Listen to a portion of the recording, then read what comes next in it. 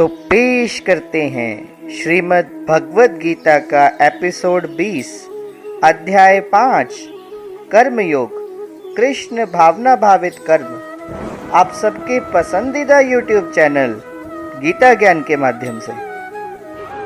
संन्यासम कर्मणाम कृष्ण पुनः योगम च शंससि यतः श्रेयः एतयो एकम तत्मे ब्रूहि सुनिश्चितम। अर्जुन ने कहा, हे कृष्ण, पहले आप मुझसे कर्म त्यागने के लिए कहते हैं और फिर भक्ति पूर्वक कर्म करने का आदेश देते हैं। क्या आप अब कृपा करके निश्चित रूप से मुझे बताएंगे कि इन दोनों में से कौन अधिक लाभप्रद है?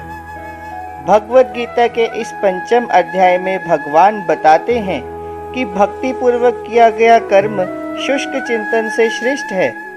भक्ति पथ अधिक सुगम है क्योंकि दिव्य स्वरूपा भक्ति मनुष्य को कर्म बंधन से मुक्त करती है। द्वितीय अध्याय में आत्मा और उसके शरीर बंधन का सामान्य ज्ञान बतलाया गया है। उसी में बुद्धि योग अर्थात भक्ति द्वारा इस भौतिक बंधन से निकलने का भी वर्णन हुआ है।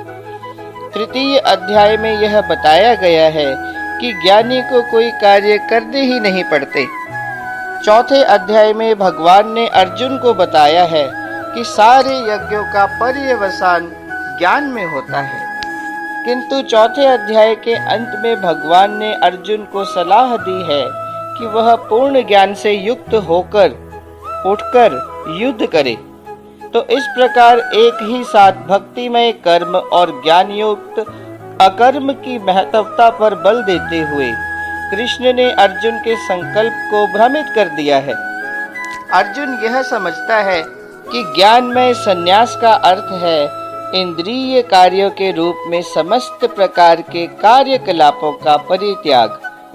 किंतु यदि भक्ति योग में कोई कर्म करता है तो फिर कर्म का किस तरह त्याग हुआ?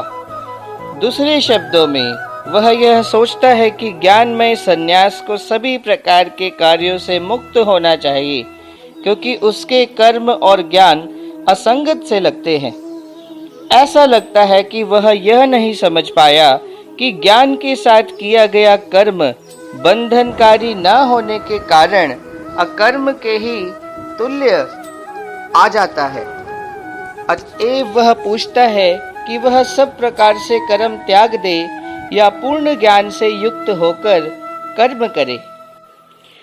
संन्यासः कर्मयोगः च निःश्रेयस्करो उभयोतयोः तु कर्म संन्यासात् कर्मयोगः विशिष्यते।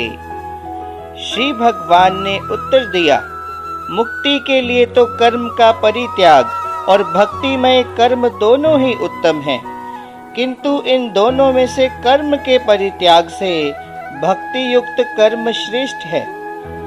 लोग इंद्रिय तृप्ति के पीछे मत्त हैं।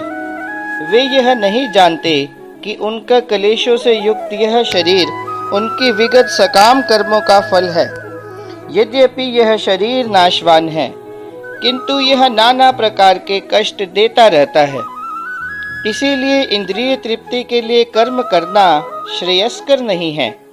जब तक मनुष्य अपने असली स्वरूप के विषय में जिज्ञासा नहीं करता, उसका जीवन व्यर्थ रहता है, और जब तक वह अपने स्वरूप को नहीं जान लेता, तब तक उसे इंद्रिय तृप्ति के लिए सकाम कर्म करना ही पड़ता है। और जब तक वह इंद्रिय तृप्ति की इस चेतना में फंसा रहता है, तब तक उसका देहांतरण होता रहता है। कृष्ण भावना भावित कर्म संन्यास से सदा श्रेष्ठ होता है क्योंकि संन्यास में नीचे गिरने की संभावना बनी रहती है। कृष्ण भावनामृत से रहित संन्यास अपूर्ण है। जब मुक्तिकामी व्यक्ति श्री भगवान से संबंधित वस्तुओं को भौतिक समझकर उनका परित्याग कर देते हैं तो उनका संन्यास अपूर्ण कहलाता है। संन्यास तभी पूर्ण माना जाता है जब यह ज्ञात हो कि संसार की हर एक वस्तु भगवान की है और कोई किसी भी वस्तु का स्वामित्व ग्रहण नहीं कर सकता। वस्तुत मनुष्य को यह समझने का प्रयत्न करना चाहिए कि उसका यहाँ पर अपना कुछ भी नहीं है, तो फिर संन्यास का प्रश्न ही कहाँ उठता है। जो व्यक्ति यह समझता है कि सारी संपत्ति कृष्ण की है, वह नित्य सन्यासी है।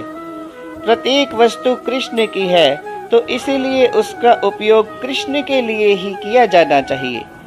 कृष्ण भावना भावित होकर इस प्रकार का पूर्ण कार्य करना मायावादी सन्यासी के कृत्रिम वैराग्य से कहीं उत्तम है।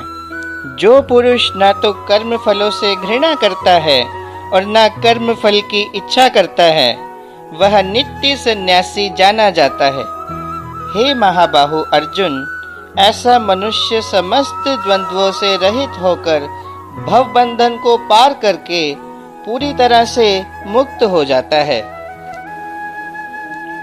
पूर्णतया कृष्ण भावना भावित पुरुष नित्य सन्यासी है, क्योंकि वह अपने कर्म फल से न तो घृणा करता है, न ही उसकी आकांक्षा करता है। ऐसा सन्यासी भगवान की दिव्य प्रेमा भक्ति के परायण होकर पूर्ण ज्ञानी होता है, क्योंकि वह कृष्ण के साथ अपनी स्वाभाविक स्थिति को जानता है। वह भली भांति जानता रहता है कि कृष्ण पूर्ण अंशी हैं और वह स्वयं अंश मात्र है। ऐसा ज्ञान पूर्ण कहलाता है, क्योंकि यह गुणात्मक और सकारात्मक रूप से सही है। उसके मन में किसी प्रकार का छल कपट नहीं रहता, क्योंकि वह जो कुछ भी करता है कृष्ण के लिए ही करता है।